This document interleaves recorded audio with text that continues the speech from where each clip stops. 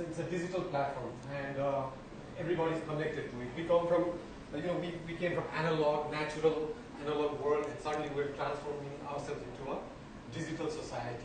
So it's a very exciting time, very transformative time, very disruptive time.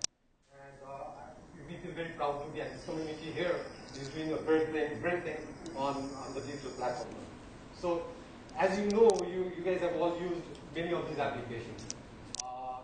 My ISP has a payment gateway system, eSewa. I pay 20% of our customers today pay through eSewa. So that means people are using digital platforms now. And of course, there's Viber, Skype, and you name it. You've been using this application. So internet applications are now very prominent, and we play a vital role in providing these services as a conduit to these services.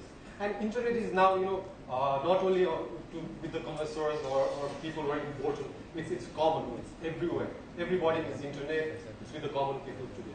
Internet is very cheap, very affordable, very pervasive. It's everywhere. So ISPs today can deliver quality internet services through fiber optics and 4Gs, and we continue to talk about, in future 5G, IoT, and all that.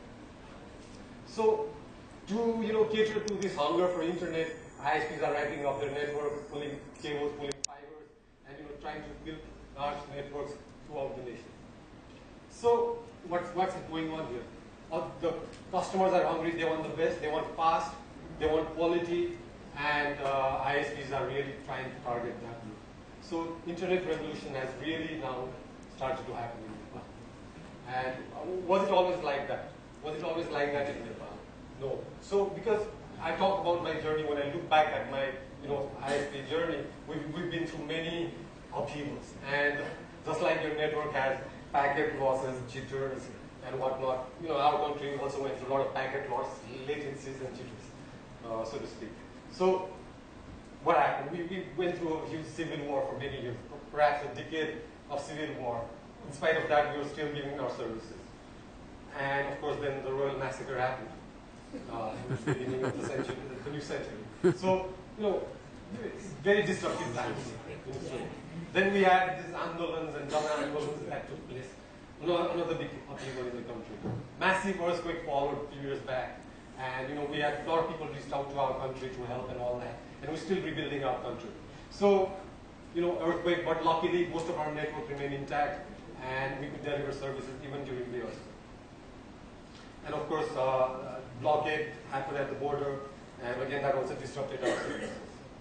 So, and then there was load shedding also. But the good news is there's no more load shedding now, and ISPs can provide uninterrupted internet service from now on. So while this was happening, world wasn't waiting for Nepal to be perfect.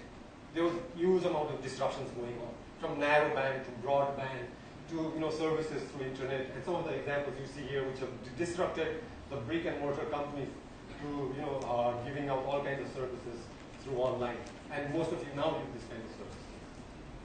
So, in spite of all these things, we had to hunker down and get our jobs done. So we were giving our internet services whatever the thing. So, this is the kind of a scenario that was there in the beginning when we started our ISP journey. So how do I fit in all this? Let me tell you a little bit about myself. So I completed my engineering from Bangalore and came back to Nepal and worked for another ISP called Mercantile. Mercantile was the leading ISP and a pioneering company in Nepal. And so most of the guys who graduated from Mercantile have gone on to do a lot of other interesting things. And I was also fortunate to work here for 3 years as a system administration guy. So, the internet boom was there, people were going everywhere, and internet was the big deal. And so we also thought internet was a big deal, and I need to ride that wave. So then I established BinayNet there. So, when I started my ISP journey, the dial-up internet was dying. The narrowband internet was now going to be a thing of the past. What the world was moving towards more from world, those days we used to say it was a worldwide wait, right? So all the time you had to wait for content to be delivered on your computers. So broadband internet happened while I was on the journey of establishing an ISP. So there was a paradigm shift. Richer content was required, and we felt that these lease lines and dial-up was not adequate. So what do we do? Nepal was not, Nepal didn't have good networks. There was the telecom, the established telecom was not giving any good internet service. There was no DSL there. So they were not still buying to the internet revolution thing, the telco, the established telco. So it was left to the ISPs to fill that gap, fill that vacuum, give good quality internet. So we thought, what was the next step for us? What could we do? So, see, Nepal, Kathmandu has a very hilly outlying area. The surrounding area is all hills. So we had a good vantage point to give Wi-Fi internet. Wi-Fi was becoming free. Margaret was doing great things, trying to get Wi-Fi revolution going. So we sort of hoteled with him and we tried to go to those hills. The Hathiban, if you realize Hathiban, the Halchok, Dada. So those were the places where we put our antennas and tried to give the whole coverage to Kathmandu. So we sort of did what is now called the Jugaad way of doing business. What we did was we got since we didn't have that much of a capital, we took those indoor Wi-Fi routers, Wi-Fi modems, and converted it into an outdoor unit, hacked a local antenna, and tried to then give a very cheap internet, but very fast at that time. A megabit or a 512 kbps or even 128 kilobits was a big deal. So that worked for a while, but the success of the free Wi-Fi band we became the victim of its own success, right? Because it started interfering. The quality of service was not there. People demanded more speed, more quality, more consistency. It wasn't there. So sort of there was a halt in the kind of growth it was there during the Wi-Fi days. So what was the next thing? Then the telco giant woke up. The giant which was slumbering, they woke up. They said, hey, this is my piece of cake. I need to get in now. I need to get into this game because now internet is buzzing. So they had a copper network, ready and right. So they sort of just ran the ADSL network on that. And then ADSL slashed down the prices and they came into the market. Everybody had a telephone, so everybody had a ready-made network for them. So the result was they grabbed a huge market share. ISP market share naturally nosedived. And a lot of ISPs then realized that it's better to get out of the business rather than doing it. So, but somehow Binet weathered the storm and still survived. So times were changing. Since Nepal was landlocked and we didn't have access to fiber cables then, most of our internet was coming through a very expensive medium called satellite. And satellite bandwidth is way too prohibitively expensive. I remember paying thousands of dollars for downlink of 1 megabit and an uplink cost equal on that. So it wasn't really mainstream. It was not really a scalable solution to run an internet business then from a retail perspective. Yes, it was still a lucrative business for enterprise, for NGOs, INGOs, and diplomatic missions, but not necessarily for the households. So, but the problem, the dilemma here was, what do we do now? Bandwidth was now getting cheaper because it was now coming through India. The satellite days were gone, ADSL was here. India and Nepal had sort of an understanding to run fiber through the Indian border, and submarine cables from landing stations in Mumbai and Chennai started coming to Nepal. So that meant what? That meant more bandwidth would be given at a cheaper cost to households. And who was right there to grab that market share? It was ADSL and the telco. So that is when I learned my two very important words, which is now kind of mantra in my company. And that was to cannibalize, So we'll get to that later. And the other one is to pivot. Pivot is when, we were going through a straight line, you make a turn. So while a lot of ISPs were investing heavily on trying to improve their Wi-Fi network, it interferes, and there were all vendors coming in and saying, look, we've got a better equipment, it doesn't interfere. But it was basic physics. Interference is interference. You cannot really hide that. So we thought, we don't want to buy too much into that story. So we said, what do we do?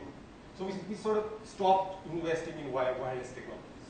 We said, hold on, let's see where it goes. We're not sure what to do, but we were sure that this wireless thing was not going to go too far. So that is when we made that important pause in our business. Sometimes it's important to pause, right? So, and then we scaled down our wireless business, and we stopped investing in all that.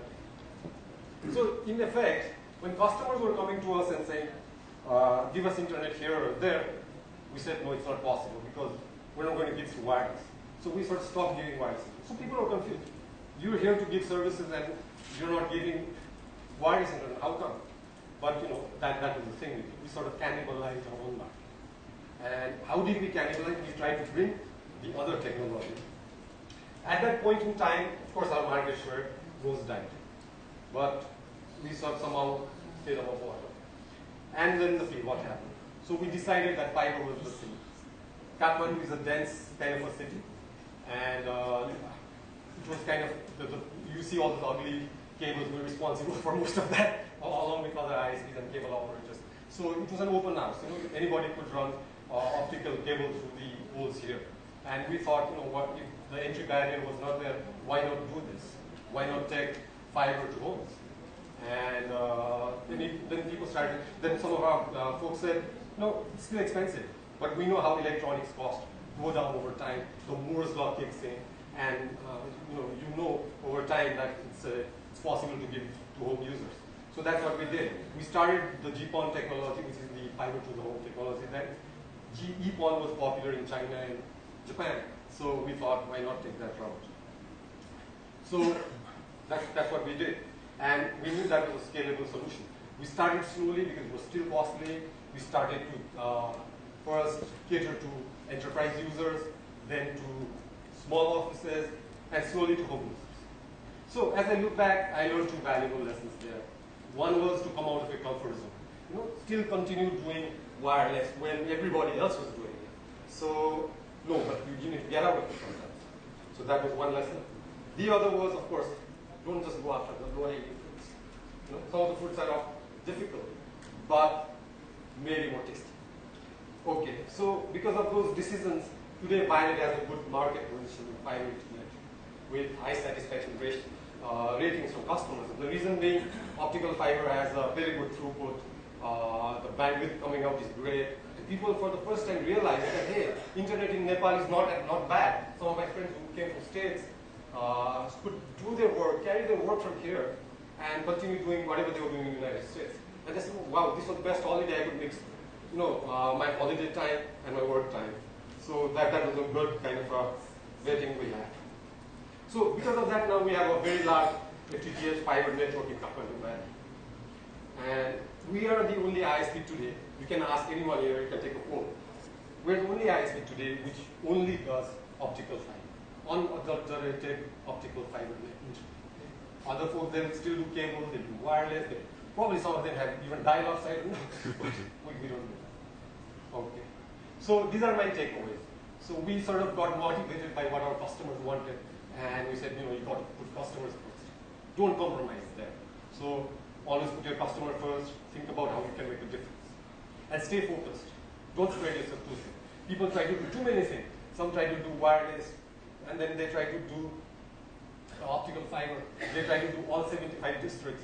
You know, it's not easy. It's very capital intensive business. So you've got to know how to sort of focus and manage. So pivot and cannibalize if necessary. You know, don't just stay there. Don't be scared. Sometimes you need to cannibalize. And of course, always take the long. We did that in 2009 and in 2017. We're still doing this. So that was a good thing. Thank you.